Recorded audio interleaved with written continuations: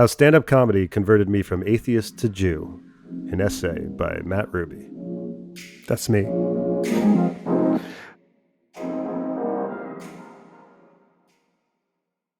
Until recently, I'd spent most of my life running away from being Jewish. I lived in the Midwest, read Richard Dawkins, watched Bill Maher, dated shiksas, and listened to rock and roll. I mean, who needs the Torah when you've got Tom Petty, right? Then I moved to New York City. After that, it started to feel like my Judaism was chasing me down. I'd go to the Tenement Museum and think about my ancestors who came to the Lower East Side a century ago and how they lived. I'd eat hummus at a local place run by a bunch of Israelis. And I was invited to Seders and Sabbath dinners for, well, the first time in my life, really. And New York City just feels, well, Jewy. I mean, Lenny Bruce kind of nailed it when he said, if you live in New York or any other big city, you are Jewish. Doesn't even matter if you're Catholic. If you live in New York, you're Jewish. If you live in Butte, Montana, you're going to be Goyish, even if you're Jewish. Also, I began doing stand-up comedy. To find your comedic voice, you're constantly looking for what's authentic about you. And comedy crowds, they have a strange wisdom. They see through you. They tell you every night if you're being authentic or if you're just reciting some lines. And I noticed that when I talked about being Jewish, audiences responded. It felt like there was something true there. True to me, at least. As I got deeper into stand-up, I realized how many of my comedy idols were steeped in Judaism. Larry David, who, when accused on Curb of being a self-hating Jew, replies, "You hate myself, but it has nothing to do with being Jewish." Or Richard Lewis, who joked about his grandparents having a satellite dish that was Jewish because it picked up problems from other families. Then there's Jon Stewart and Howard Stern and the Marx Brothers and Gary Shandling and Mel Brooks. And may the Schwartz be with you. Well, the list goes on and on. Sure, all these Jewish comics have different styles, and many of them barely even talk about Judaism, but they all seem thoroughly Jewish somehow. It's in the way they turn over an idea and look at it. The outsider point of view, the neurosis, the strange obsession with some kind of justice. It feels like they are teaching Jewish values in a different, subtle way. Around that time, things started getting heavy in my personal life. My parents passed away. First my mom from a stroke, and then my dad from cancer. And death gives you clarity. You realize all the crap you normally think matters actually doesn't matter at all. And you want to be connected to something larger. My dad grew up in Israel, but I rarely heard him speak Hebrew. Yet during his final days, when he was on a ton of morphine, he began to speak Hebrew even though no one around him understood what he was saying. His mother tongue was coming out. The part of him he never showed was emerging, something that had been in there all along. He also kept thinking there was powder in his hands, which there wasn't. But he'd say, I want to put the powder in my tea. So I'd play along and get his mug of tea and place it under his hands. And he dumped this invisible powder into the glass, and he felt better after that. Later, he offered me some powder. It's for you, he said. And I'd carry away his invisible powder. Meanwhile, all this other stuff was happening too. My nephew was growing up, and I'd visit, and we'd light the candles for Hanukkah together. And I heard him say the blessings that I said as a child, the same words I had spoken and my great-great-great-grandfather had spoken. It felt like we were all part of a stream, joined together by ceremony, ritual, and the stories Jews tell each other. I started to see how previous generations, in a way, rhyme with future ones. Then I dated a Jewish girl. On our very first date, she said, "It'll never work out between us. You know that, right?" What she didn't realize was that was catnip to me, a man attracted to emotional unavailability like a moth to a flickering lighter. Now, it didn't last, but I noticed when we were dating, something felt right about it. You know, like our ancestors would have gotten along, and I'd never felt that in a relationship before. I also started drinking ayahuasca, a hallucinogenic tea that comes from the Amazon, and it really rocked my world. And during my first trip, I kept thinking about Jews and stories and writing. And I had flashbacks to my father teaching me how to write essays like this one for school. Over and over, symbols of Judaism ran through my mind while I was hallucinating. I pulled out a pen and I started writing things down in a notebook with my shaky hand. I said, lessons, stories, parents, teach, carry on, laugh, stories. There was a lot of emphasis on stories.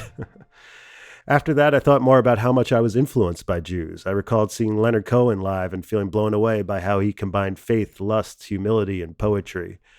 And going to London and sitting in a room full of Mark Rothko murals, an immersive spiritual experience. and reading Michael Pollan, who changed how I eat, and listening to Bob Dylan's Gotta Serve Somebody on repeat. Well, it may be the devil or it may be the Lord, but you're gonna have to serve somebody. Throughout my life and in the things I love, Jews kept popping up. So eventually I started thinking I should examine the Torah and how Jews are made.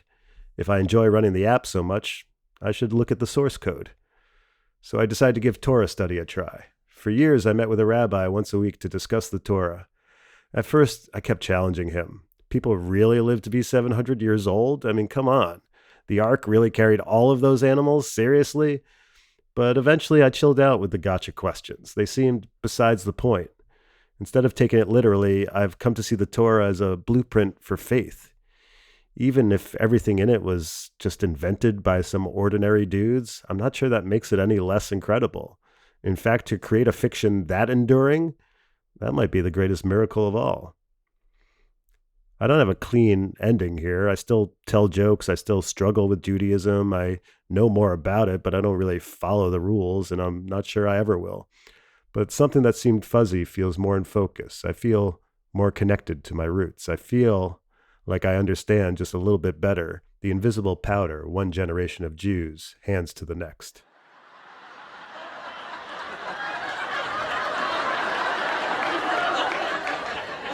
Anyway, I wanted to talk to you about Dr. Watley. I have a suspicion that he's converted to Judaism purely for the jokes. And this offends you as a Jewish person? No, it offends me as a comedian.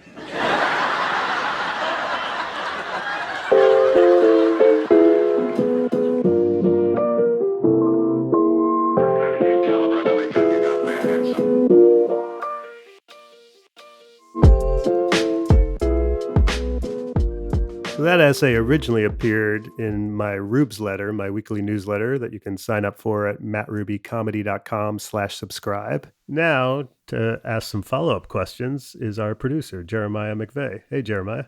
Hey, Matt. So I was curious while listening to that. One, do you still consider yourself Jewish to the extent that maybe you did at the peak of learning about it? Or is it something that's kind of trailed off? Or is it something that's just sort of like this low-level buzz in your life? Well, let's zoom out for a second. I do think sort of who you are is what you do. If you're writing all the time, then you're a writer. If you're acting all the time, then you're an actor. If you're doing Jewish stuff all the time, then you're being Jewish. If you're not doing Jewish stuff, I guess you're still Jewish, but it does feel different. So I don't do Torah study anymore, and it does make me feel less actively Jewish in that behavioral kind of way. And that became sort of like part of the internal conflict in my head was like, you can study all this stuff, all that you want, but then it gets to a certain point, and this is what the rabbi was teaching me, was kind of saying too, is like, you got to kind of do it. Like there's the level of Judaism of like knowing about all this stuff, but then the next level is to really put it into practice. There's, 613 laws that you're supposed to be following. You're supposed to be going to synagogue, regularly. You're supposed to be praying and all this stuff. And I think I've spent too long of my life not living that way to really go full throttle into being like a deeply observant Jew. But that said, I mean, I think it is baked into me as a low-level hum or what have you. That's not going to go away. That's just part of who I am and my upbringing and, a cultural origin story as much as it is, am I doing it actively in any sort of, day-to-day or weekly kind of way right now? Well, I wonder if it's kind of like therapy where, some people need to be in therapy basically continuously for as long as they can, or for life. But some people are good to go to therapy for months or a couple years, and then they feel like they've processed the things that they decided to go to therapy about, and then they can kind of move on with their lives, having had that experience incorporated into their life. So was your connecting with your Judaism sort of that for you in a way? First of all, I'll give you the viewpoint of a quote unquote real Jew or someone like my rabbi who'd be like, that's nonsense. You don't just get to like dip in and learn about it and be like, okay, I got it. Right. Yeah. Box checked. And now I'll move on with my life as I've reached, black belt level Jew.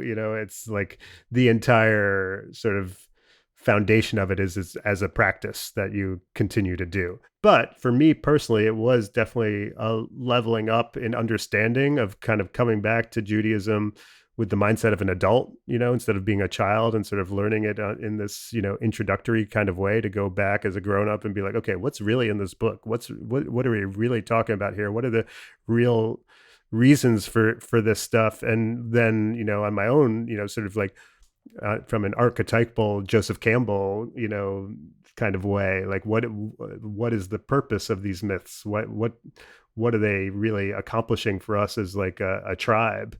And even coming to view, these 613 commandments or laws that we're supposed to follow all the time. Is this, I've studied a lot of Buddhism too. Is this the Jewish version of mindfulness, of like every time before you eat or before you put on a light, you have to stop and think about like, okay, what day is it? What has happened? Am I supposed to do this right now? In a way of forcing yourself to kind of almost like a walking meditation, where every step you take, you're supposed to examine your feet landing on the ground and thinking about your legs moving in a sense that's giving you a more, sort of meditative, mindful state. And so things like that started occurring to me. And I guess one of the things, since you mentioned therapy, going to therapy once a week and sitting down with someone else for an hour and talking about stuff, there is a similar sort of vibe to Torah study when you do it one-on-one, to meet with this older Jewish guy who's, and talking about, life and passage. There is a therapeutic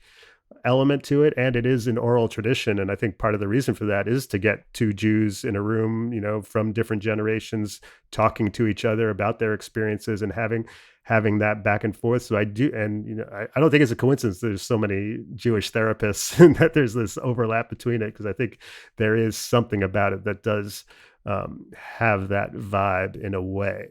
But that said, I think like any hardcore Jew would bristle at the idea that you could just dive in for a few years and then be done with it the way you I think you can with therapy. Right. Well, while you were kind of at the peak of seeking it out and connecting with it, I know you did mention in the essay also that you did some of those traditions as a kid. So did it make you think back on those moments and realize that maybe it was more present in your life than you'd realized even, or how did it make you think about its presence in your life when you were younger anyway? Yeah, I mean, when I was a kid, I mostly hated it. I mostly was like bored. I didn't want to do it. As soon as I was bar mitzvahed, I begged my parents, can I stop going to Sunday school and doing any of this? I lived in a place where there weren't a ton of Jews around, so it wasn't, sort of happening around me a lot. But yeah, I think it was, especially like that ayahuasca experience, was this reveal of like, you think you can run away from this, that this is a thing that's part of you genetically, probably through like, intergenerational DNA or trauma or anxiety or whatever is happening with Jews that makes us all neurotic and what we are, culturally, what the values of my parents were and the things that they emphasized growing up. And then, yeah, in a more religious way of like saying these prayers, of lighting the candles at Sabbath, of celebrating high holidays, of being bar mitzvah, that even if I wasn't deeply believing in it as a child and wanted to be done, that's still a very different experience than people who aren't Jewish have, and that is going to make you see the world in some different way if from a young age you're sort of indoctrinated into this mode of thinking. And to me, it was a reveal that like it's not something you can get away from, that it's sort of embedded in you. And even talking to the rabbi who I did Torah study with, because it was after the ayahuasca experience, and I tried to explain to him psychedelics and art and creativity and Buddhism and all these other things that had, in my mind, provided me with value in my life. And he's like, well, it makes sense that you're here studying the Torah now, seeking answers, because you've looked everywhere else in the world that you could, and now you've decided to examine your own backyard. And that kind of stuck with me, of like, oh, if I tend to have a seeker type mentality, and it makes sense that I would try to venture as far away as possible in order to find out answers. But yeah, like there's a good chance a lot of them are we're right where you started all along.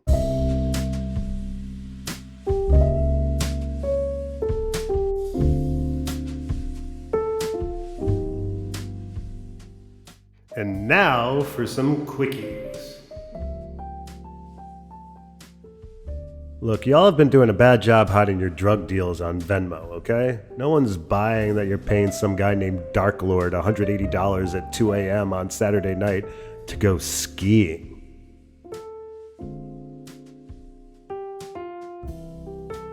I'm changing all the time. Like 1 month ago me will look at flights and be like, sure, I'll fly at 6 a.m. if it means I can save $30. And then today me, when the alarm goes off at 4 a.m., is like, okay, I would pay $1,000 to snooze for another hour. Screw you 1 month ago me.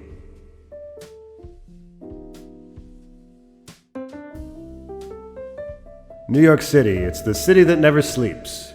Due to anxiety, espresso martinis, and cocaine. They never tell you that part, though.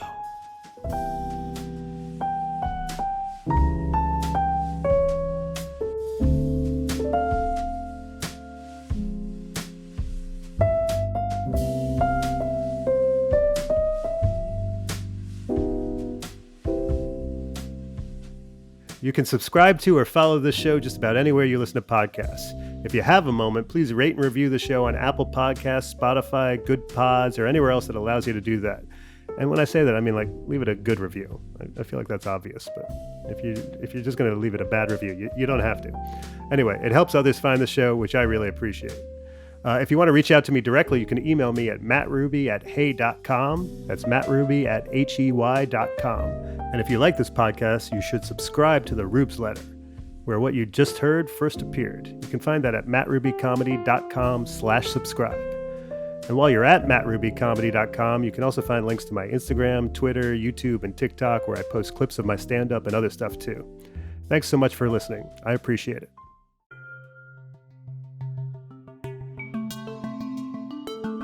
This podcast is produced by Stereoactive Media.